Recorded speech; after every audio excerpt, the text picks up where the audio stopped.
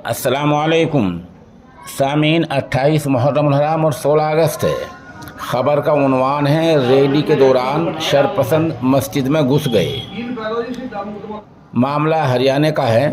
रियासत हरियाणा के ज़िला पानीपत के कस्बा संभाल के की वार्ड 6 की मस्जिद में घुसकर शरपसंद अनासिर ने एक बार फिर माहौल को बिगाड़ने की कोशिश की है। इस बारे में मस्जिद के इमाम खतीब कारी मोहम्मद हारून ने इस नामानगार को बताया कि अब माहौल मुकम्मल तौर पर पुरअमन है, अब कोई बात नहीं है।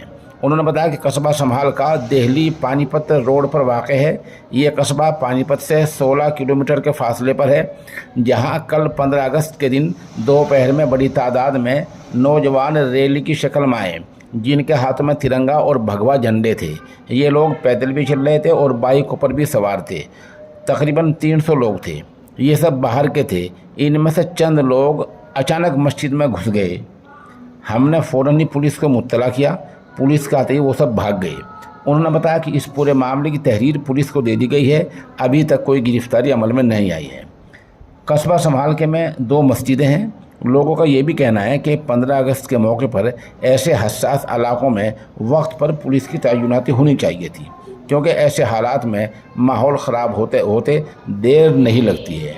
कारी हारून ने बताया कि इस पूरे मामले को लेकर पुलिस को तहरीर दी गई है।